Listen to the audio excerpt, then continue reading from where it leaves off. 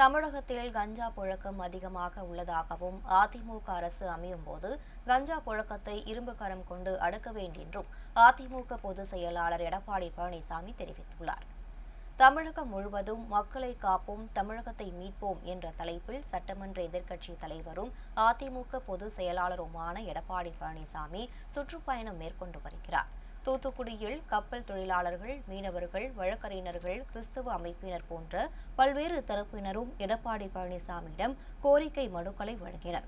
அப்போது அவர் பேசுகையில் 2348 வழக்குகளில் 148 பேர்தான் கஞ்சா வழக்கில் கைது செய்யப்படுகிறார்கள் என்றும், இப்படி இருந்தால் எப்படி போதை கலாச்சாரத்தை தடுக்க முடியும் என்று கேள்வி எழுப்பினார். அதிமுக அரசு அமையும் போது கஞ்சா புழக்கத்தை இரும்பு கரம் கொண்டு அடக்க வேண்டும் என்று எடப்பாடி பழனிசாமி உறுதியளித்தார்.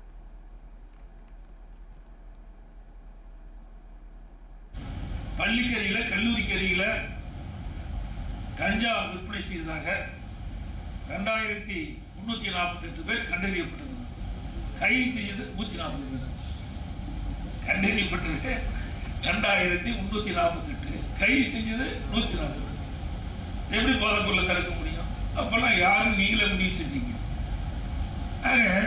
அரசாங்கம் அதற்கு சரியான நடவடிக்கை மேற்கொண்டால்தான் நிறுத்த முடியும். நான் 3 ஆண்டுகளாக தொடர்ந்து ஊடகத்தின் வாயிலாக, பத்திரிகையின் வாயிலாக, பொதுக்கூட்டத்தின் வாயிலாக, சட்டமன்றத்திலும் இதை வலியுறுத்தி குறிப்பிட்டுக் கொண்டுதான் இருக்கின்றேன்.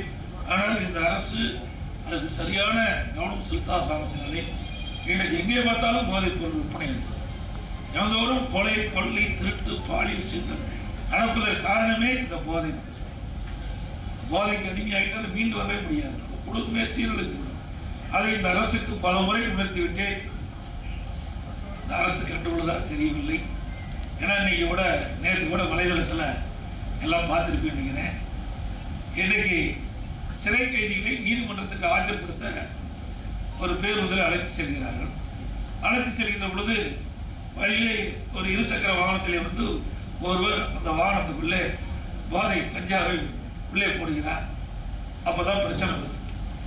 இங்க காவல்துறை பாதுகாப்போட கைதி அழைச்சிட்டு போனாங்க. அப்ப அந்த வாகனத்துக்குள்ளேயே 2 பேர் வந்து போதைப் பொருளை உள்ளே போடுகிறார் என்று சொல்லுகின்ற பொழுதுதான் அதுல ஒரு பெரிய பிரச்சனை ஏற்படுது. கைதிகளுக்கும் காவல்துறைக்கும் இடையே, காவல் அலுவலருக்கும் இடையே பிரச்சனை ஏற்படுது. இதெல்லாம் வலைதளத்தில் வந்த செய்தி தான். ஆக இதை கட்டுப்படுத்த வேண்டியது அரசியல் தான். இன்னைக்கு காவல்துறைக்கு முழு சுதந்திரம் கொடுத்தா இதை வந்து கட்டுப்படுத்த முடியல. கஷ்டம். இது எப்படி சொல்றதுன்னே எனக்கு புரியல. ஏன்னா இந்த இடத்துல எல்லா பலதரப்பட்ட மக்கள் வந்திருக்கிறீங்க. இது சொன்னா அரசியலாகும். அதனால அரசாங்கம் கட்டுப்படுத்த வேண்டும். எங்களுடைய அரசாங்கத்தை பொறுத்த வரைக்கும் நாங்கள் கடுமையா இருப்போம். காவல்துறையெல்லாம் 2021க்கு முந்தி எப்படி இருந்தது, 2021க்கு பிறகு இந்த 50 மாத கால திராவிட முன்னேற்ற கழக ஆட்சியிலே சட்ட ஒழுங்கு எப்படி இருக்குது என்பதை மட்டும் நீ சீர்தூக்கி பார்த்தா 2 அரசுக்கும் என்ன வித்தியாசம் வந்து தெளிவா இருக்குது. எனவே இந்த அரசாங்கம் இங்கே இருக்கின்ற மக்களுடைய கவனம் போகும், டிவி வெளியே போகும், முதலமைச்சர் பார்ப்பார்கள் என்று கருதுகிறேன். பிரதான எதிர்க்கட்சி முறையில நாங்கள் கோரிக்கை வச்சோம். ஆனா பல அழுத்தம் கொடுத்தோம், அதை நிறைவேற்றல. மக்களே அழுத்தம் கொடுத்திருக்கிறாங்க. இப்போது முதலமைச்சர் இதை பார்த்து தெரிந்து இதற்குண்டான நடவடிக்கை மேற்கொள்ள. இல்லாவிட்டால் உண்மையாலுமே தமிழகத்திலே மக்களுக்கு பாதுகாப்பு கிடையாது, பெண்களுக்கு பாதுகாப்பு கிடையாது.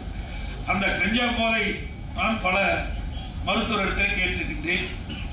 இப்படிப்பட்ட சம்பவம் நடைவதற்கு என்ன காரணம் என்று கேட்கின்ற பொழுது அந்த கஞ்சா பயன்படுத்தியவர்கள் தன்னை மறந்து விடுகிறார்கள். என்ன செய்வது என்றே தெரியாமல் அவர்கள் அந்த செயலில் ஈடுபட்டு விடுகிறார்கள். கொலைகளுக்குன்னா திட்டமிட்ட கொலை எடுத்துகிறார். அந்த போதை ஏறியவுடன் என்ன செய்யலாம் என்று நினைக்கிறாலும் செஞ்சலாம். ஆகவேதான் இது மிக மிக ஒரு கொடியது. அதை இந்த அரசு இரும்பு அடக்க வேண்டும் என்று நீங்களும் எண்ணுகிறீர்கள், நானும் எண்ணுகிறோம், நடக்கும் என்று எதிர்பார்க்கிறோம்.